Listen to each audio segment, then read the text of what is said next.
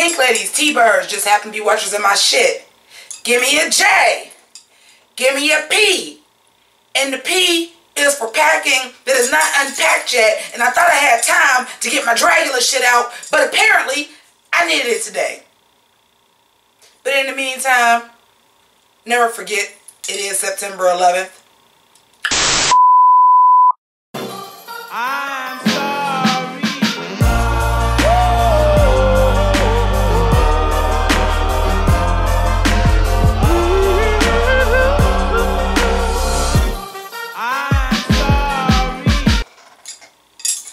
So, thank you so much for joining me.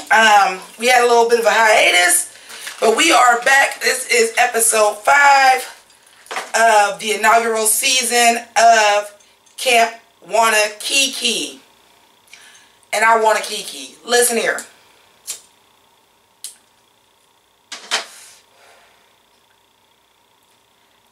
I hate to be the shady bitch in the room, but this episode had this was a lot of filler. And how do you have filler in a half-an-hour episode of anything? But it is the camp spirit episode. I love the idea of mixing camp spirit with the cheer. Because for those of y'all that are not familiar with my channel, thank you for joining me. A, B, I do stream of consciousness. And C, one thing you may not know about me is that I was a cheerleader for a lot of years. And I mean, I was JV co-captain. JV captain. Co-captain. Captain my senior year. I was not sure enough of myself to be a cheerleader in college, so I was the mascot. I fucks with cheerleading, so I was excited about this camp cheer. That wasn't. But what I want to say about the camp cheer. Oh yes, let me show off the socks, so if you do not understand the whole color scheme today of me representing 9/11. I got some stars, I got some stripes. But I'm so disappointed because y'all know I reviewed Dragula and I had some cute shit for fucking ghost story shit. It's not unpacked yet. I thought I had time, damn it. But let's get into this episode. So, these cheers. First of all, we start the episode off with, I was like, shh, I see dead people. I thought for sure that meant that like the queens that got eliminated were coming back because we seen like these spirits of them, and that wasn't the case. Let me know, because I know there are contestants on the show that watch my reviews, and thank you for doing so. Let me know if y'all having a reunion special. I really hope so. I want to hear from all the girls. But then they were playing poker, and we had a little gag there. I was cracking up because Olasia was hiding shit in her motherfucking Afro puffs. I'm like, she's getting it. But I gotta say, out of the 5 people left, as far as a camp competition, she was the weak link. Spoiler alert, I'm not surprised she was the one that left. Even though I was quite feeling her costume, but there was no camp to it. But that shit was scary as fuck. If she'd had that on Dragula, bitch, she'd have been in the top. Like, for real. That makeup with that clown makeup. I know I'm skipping around, but there ain't a whole lot to this episode to talk about. At first I was like, is she doing like a cosplay of it? But then like when she said she just likes children and toys, she was giving me, what was that clown on American Horror Story Freak Show? She was giving me a little bit more of that. Like, I just like kids and toys, and then like her whole outfit was toys. I love the googly eyes on her chest. That makeup was fucking frightening. That's the type of makeup that I understand how people be scared of clowns. That wig, oddly enough, was not no kind of cosplay wig. I've seen that wig. I've seen people with that wig. It just happens to be a 350, honey. That's just Lucy Ricardo red. That is an Afrocentric fucking wig that nobody should actually wear that color, but they make them that color, and she freaked that shit, and I was okay with it. This was actually one of my favorite Olasia looks. It just wasn't campy. And I couldn't understand her story where she kept going, But I will say when she did her cheer, and she was doing the cheer, at the end she was just like, I I was cracking up because I was getting all the D12 Dirty Dozen. Ladies love us. We ain't gonna sing the whole song because I don't want a copyright strike. And something, something, something. I don't know. So she was giving me all of that tease. Speaking of the cheers, they were saying Alexis and Peggy's cheer. First, nobody's cheer was fucking good. Stop bullshitting. Nobody's cheer was good. So I was just looking at whose cheer was fucking hilarious. And goddamn it, for JJ and Muffy, if they didn't plan that shit out, then they just deserve to be on the fucking road together and do a goddamn show if that wasn't planned out. Because first Muffy comes out and she says something about JJ having scabies. She says one more line and was just like, that's it. And walked away. And I'm like, the fuck? And then JJ comes out and says, Muffy, fish basket is a bitch. That's all. I was rolling. I had to pause. I had to pause because I was cracking up. I said, if these bitches didn't do this shit, if y'all didn't plan that shit, that was fucking comedy gold, and I was here for it. And plus, both the characters that they played, I really couldn't see them doing a cheer. Just being honest, their characters would not be fucking cheerleaders. They would not be cheering. So I loved it. And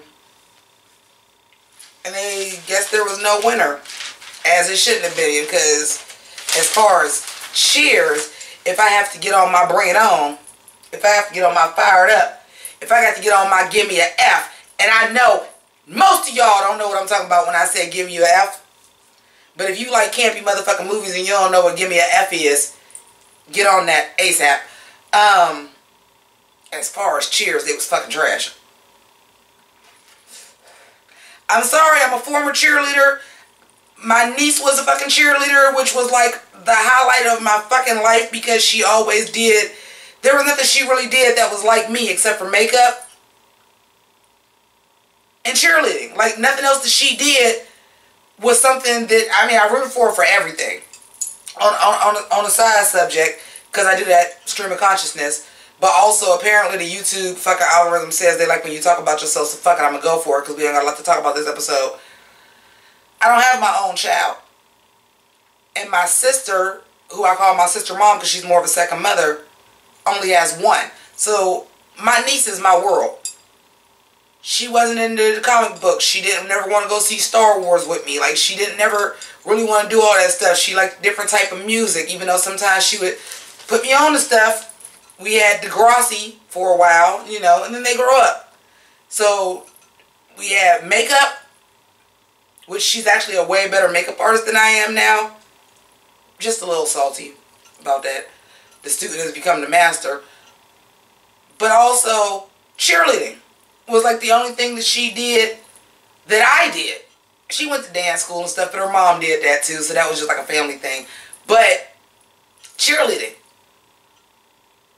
So I kind of take cheerleading a little bit fucking seriously. I even said that in Sierra Burgess. Y'all could have cast a bitch if she was going to be the head cheerleader that could cheer. These cheers was trash. Moving on.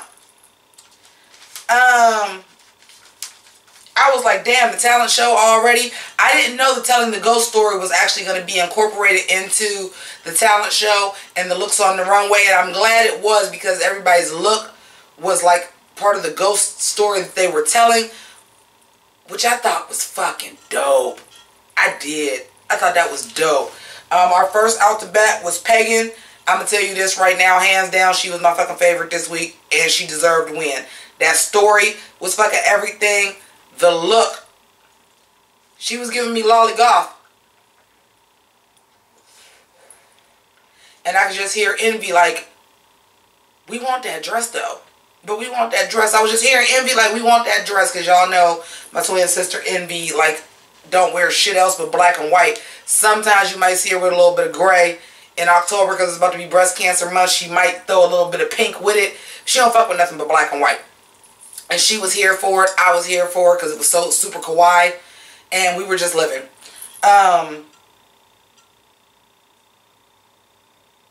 Muffy. I didn't get it. And then I like went back and watched the runway again. And I was like, how did I not get it from the very beginning? She has on the toxic waist around her neck.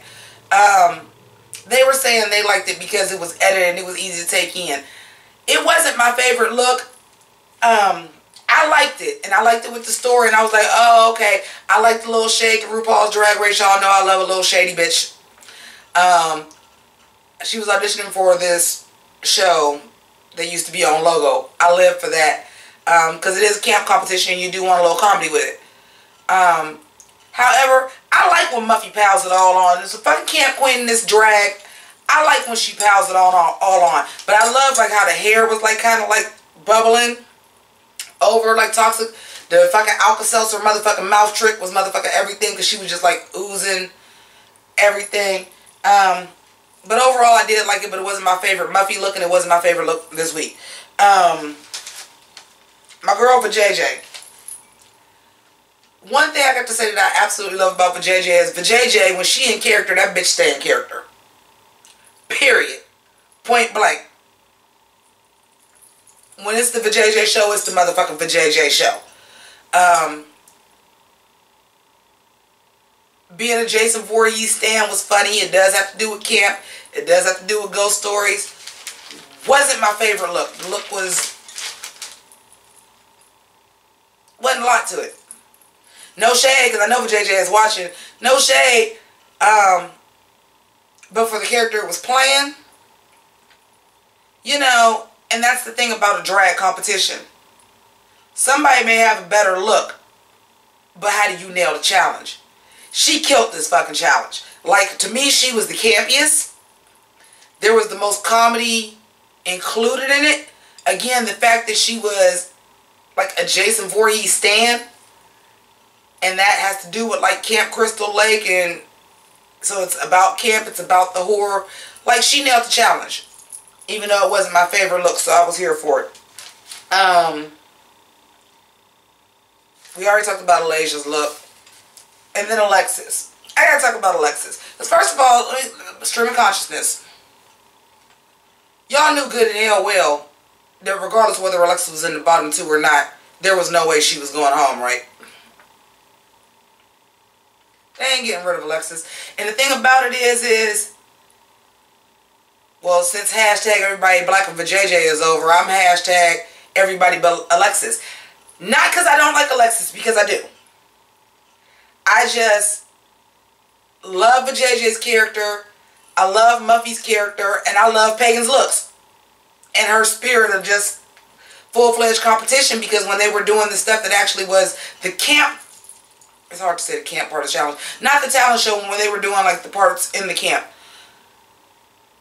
Her spirit of competition in that won me over. Plus, she's gato kawaii, and y'all know I love a kawaii bitch, because I'm a kawaii bitch. But Alexis is very clever. She is. She is.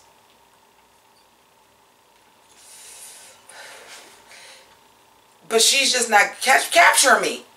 And this week, y'all know a bitch do cosplay. And to crossplay a character is my shit. I love to do a male character as a female. Enter Exhibit A here when I did Scorpion. I fucking love that. However, that was straight up fucking cosplay. And to make this story to bend around the fact that you want to do an Edward Scissorhands crossplay, I'm not motherfucking buying it. And because I know Alexis is more clever than that, I was really fucking disappointed in that. I said, bitch, is you giving me a cosplay? You giving me a cosplay right now? Really, bitch? And there are cosplay queens, but I agree with the judges. Camp it up, and I mean, I don't even know how you really can. I mean, you can camp up Edward Scissorhands. Switch the colors up. Maybe not be so goddamn black and white, but that was a direct copy, except for a female version. That was what we call in the cosplay community a crossplay. It's also Rule 3769, one of them goddamn rules of the internet, that if there's a male one, there's a female counterpart and vice versa. And that's all that was. You was Edwina Scissorhands. That's it. And to me, that has no place in this competition. So I was very, very disappointed, but I knew that wasn't going to send her ass home. So did it matter? No. Couple other oppositions I want to make. The Hamburger Mary's commercial. comment. Let me know. Didn't Monique Hart and Jane Dior Fierce used to be in the commercial? I mean, they decided they wanted to ask for coin for that because they wasn't in the commercial this time. Just asking. For my twin sister Envy, she wanted to know. And then also, I do like that this is the first time that we actually got some introspective about the competition with the girls. Like, we got to see them sit down and have a conversation, and I thought that was nice. I really did. However, your show is only a half an hour, so that actually seemed like it was padding. This just didn't seem like it was a complete episode, and I mean, with only 4 girls, I feel like we could have showed more, and it was a longer talent show, but maybe the cheer competition aspect was too little. Maybe that should have been a team competition, and we should have seen them making cheers together. I don't know how you would have did teams because it was 5 people. I don't know. I don't have all the answers, and neither do they. Again, this is the first season. We saw RuPaul's Drag Race first season. We saw Dragula's first season. You gotta learn. These are just suggestions of things that I'm making as a fan of drag and as somebody that's been following all of these drag competitions. So far, I done watched all of them, except for Cutthroat Drag. Y'all know why. No shade, but y'all know I can't really fucking deal with JImmiPynk. I'm sorry. I just he irks me. Nothing against him personally. I just can't fuck with it. But like all the other teen ones, and like I watched a lot of drag race competitions, so I'm starting to understand what works and what doesn't. So hopefully that tightens up next season. But that's going to wrap everything up today. Again, it is September 11th. Never forget, I want to thank each and every one of y'all for watching. Y'all know what it is. Like, subscribe, notification bell, blah, blah, blah, PayPal, Patreon. Thank you to everybody who did it. If you're not a member of the House of Grease, get on that. Become a Pink Lady and the T-Bird by clicking subscribe. You can do that down below or wait for Sailor Jimmy at the end. Hit the notification bell, because the season of drag is upon us. If you ain't already watching this, which if you're not already watching this, why the fuck are you watching my review? But you know right after this, we rolling into Dragula. Right after this, we rolling into All-Stars 4 for Drag Race. Right after that, we running into Season 11, Miss Vanjie, Season 11.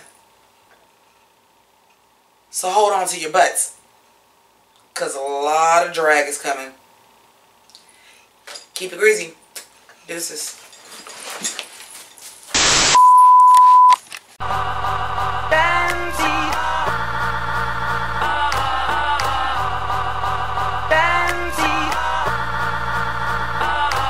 Hey yo, I dog these niggas like girl's best friend, right? Ren 1010, right? Haunted by my past, same shit, different mask like Scooby-Dooby-Doo. Where are you? But I spotted you out like Spud McKenzie. Figured out the game like the Bloodhound game. I thought you was my friend, you broke my heart again. Well, the game done switched. If you a dog, I'm a bitch. What?